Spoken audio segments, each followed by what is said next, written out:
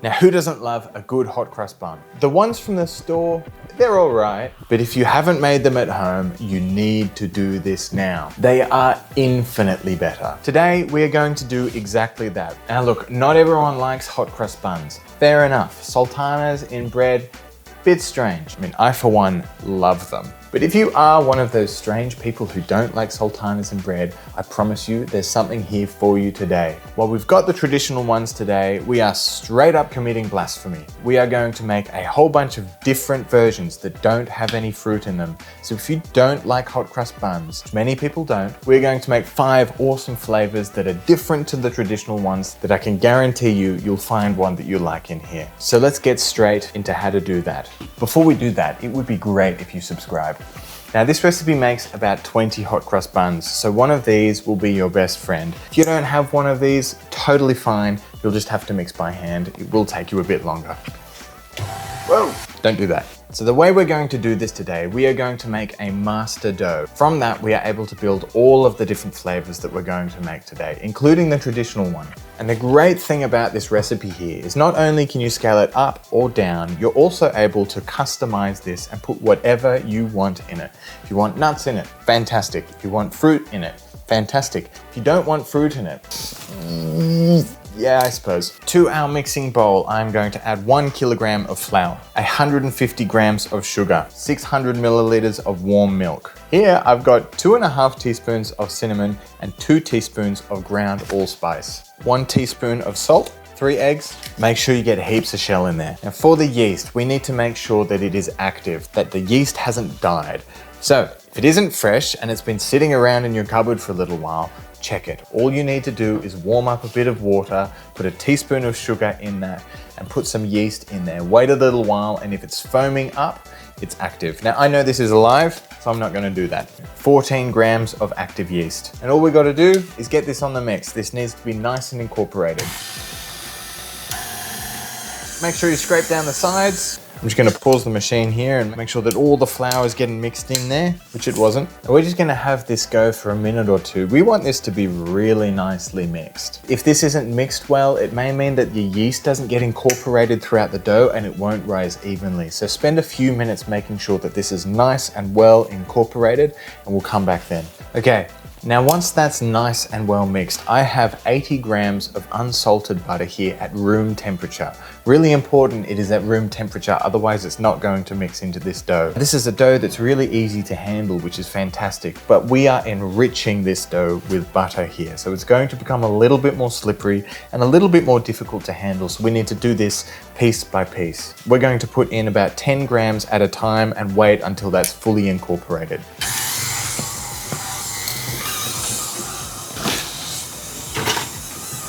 Again, I'm just gonna pause and make sure that everything is getting nice and well incorporated. This dough is looking really quite nice. And when I touch it, it's quite warm, which is nice because that will help the yeast do its thing. Okay, I'm happy with that. It's been going for a few minutes now. Everything is really nice and incorporated. That dough is looking quite elastic already, which is great. That's what we're looking for. So we've got some good gluten development already. We're going to get this all into the bowl, cover it with a tea towel and rest it for about 15 minutes. Man, this made a mess. So while that is resting, it is a great time to get your filling ready. For the traditional bun, of course, we've got our fruit, our raisins in this case. Now, I bought the best sultanas raisins that I possibly could. They are big, they are plump, and they are juicy. For today, I'm making 20 buns, but I'm making 5 different kinds. So that's 4 buns of each. Now, if you're only interested in making traditional buns, absolutely fine. I will put the recipe of how much fruit to put into the dough in the description there. Traditionally as well, we put orange rind in there. So I've just gone and peeled an orange there. We've got an entire orange's worth of peel. So I'm gonna set that off to the side and we'll get into the debauchery now. Look, in my mind, health kind of goes out the window for Easter. Hot crust buns aren't good for you. So we may as well commit and be amped up on sugar. So we're going to make 4 different variations apart from the traditional buns that we're making. We're going to be making a Biscoff flavored hot crust bun, a Creme Egg flavored hot crust bun. Now, I'm not sure these are available outside of Australia. If they are, let me know in the comments. But these are so good. So bad for you, but so good. We'll make one of my favorites here, blueberry and white chocolate. So good. And the last variant here is a Dubai chocolate variant. So let's get all of these ingredients ready. First up, the Biscoff hot crust buns. Now remember, I'm only making 4 of each variant here. It's just my wife, myself, and my 0-year-old son.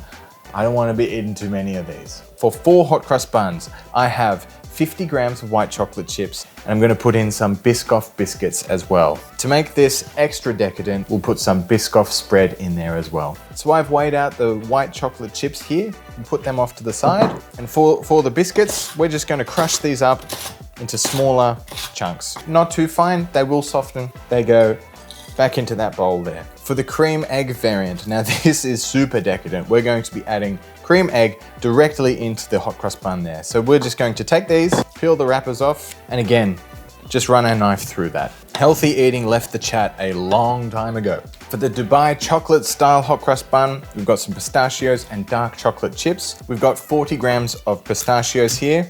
Again, I'm gonna run my knife through these, and 60 grams of dark chocolate. And for the blueberry and white chocolate, we of course have blueberries. I've got 50 grams of blueberries here and 50 grams of white chocolate. Nothing to do to those. Okay, time for the next stage. So let's get our hot crust bun dough and we'll get it out onto the bench top here. And we need to strengthen this dough a little bit more. So what we're going to do, this is called a stretch and fold. Once it's on the bench, we get wet hands, we pick the dough up, slap it on and fold it over. Pick the dough up, slap it on, fold it over. And you can see that that dough is already starting to tighten up. We'll do that a few times. We don't want to push this too far just yet because this is the first time we're doing this. And it will take 1 or 2 more goes of this until we're ready. So again, that movement is scoop the dough up from the underside, lift it up, slap it down, and fold it over itself. Scoop the dough up, slap it down, fold it over itself. You can see that dough is already looking pretty good. Once we're at this stage here, we're going to divide this dough up into 5 different portions. So I'll grab the weight of it. It weighs 2 kilos exactly, so we'll divide that by 5. 400 grams each.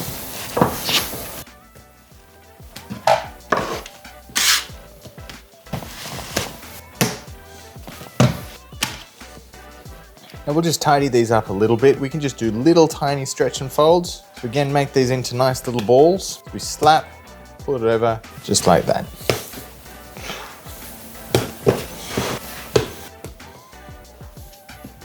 And there we go. We've got 5 individual portions that we're going to make our different flavors from. All we do here with the damp tea towel, we'll cover them up. We'll wait 15 minutes, we'll come back and we'll start working on them again. Okay, so they have rested for 15 minutes now. I'm gonna put all but one off to the side because we're gonna finish these off and get one in the middle there. Now with wet hands, we want to slap this dough down and we want to stretch this out as far as it'll go. This is called a dough lamentation. You can see this dough has a really good amount of strength, which is great. And we want this as thin as we can possibly get it. And it's looking pretty good. Now all that's left to do is to add our inclusions here. So we're adding the sultanas or the raisins for the classic style bun. Now we do want to make sure that this is evenly spread throughout. And then we'll spread our orange peel all over that dough as well. We'll bring a nice level of brightness to this dough. And then all we want to do is roll this up. If you notice it's starting to get stuck, you can use your bench scraper. We just want to roll that up again. We'll just get that all nice and sealed up. Do some mini kind of stretch and folds and put that off to the side. All we got to do is repeat that with the rest of the dough. So again, we'll slap it down. We're trying to stretch this out as far as it'll go. And because this dough has a lot of strength now, it is able to get really quite thin. Now for the Biscoff buns, again, full-blown hot crust bun, blasphemy. I'm going to spread our Biscoff all over that. Now it doesn't need to be even because we will be rolling this up. It just needs to cover the dough effectively so that you'll actually be able to taste the Biscoff in every hot crust bun there. That's all I'm gonna do. We've done enough damage. We'll then spread our white chocolate and the Biscoff crumbs as well. Like I said, these are not good for you. So again, we'll roll these up. We'll use the bench scraper to help us along. We'll put that one off to the side. Next one, the cream egg. Again, making sure that this is all evenly spread throughout the buns so that there's no huge chocolate chunks. And just like before, we'll roll that over.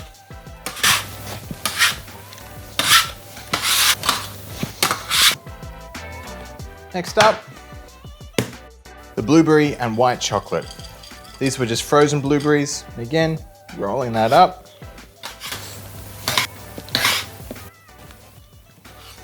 Not gonna lie, that one's a messy one. And our last flavor here is the Dubai chocolate. Now I've actually gone and made a spread here, which is just 2 tablespoons of tahini and 2 tablespoons of honey. Spread that along evenly so that every part of this dough gets a bit of that spread. And then of course, the dark chocolate and pistachios. We'll roll that up exactly the same way.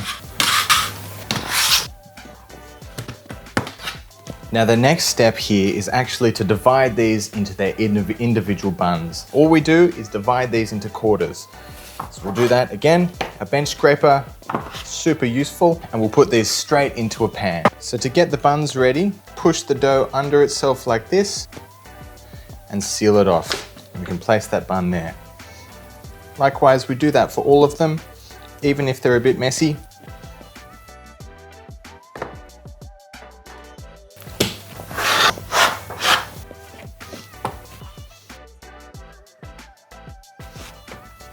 And there we go, there are our buns. We have our, I've completely lost track. We've got our Dubai chocolate, our blueberry white chocolate.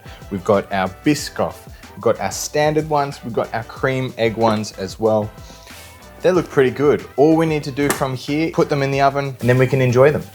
That is a lie. We need to put the crosses on them. They're not hot cross buns without the cross. So I've just got a little bit of flour in a Ziploc bag here. I'm going to add some water to this and mix this really, really well. And then we can use this as a piping bag.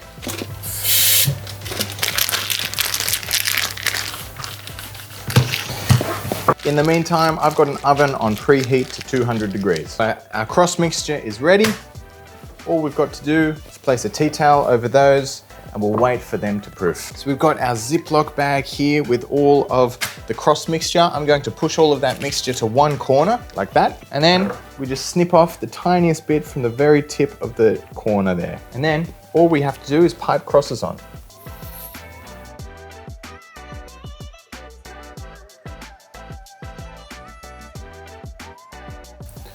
Easy peasy. Now all that's left to do is to chuck them in the oven.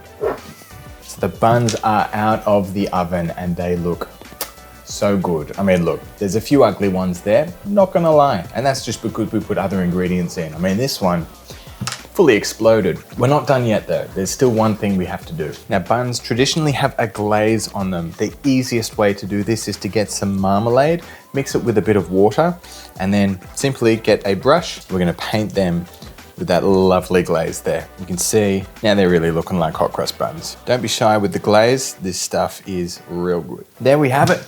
We have traditional hot cross buns. We've got our cream egg version. We've got our Dubai chocolate. We've got our white chocolate and blueberry. And lastly, we've got our Biscoff as well. So let's give one of these a go.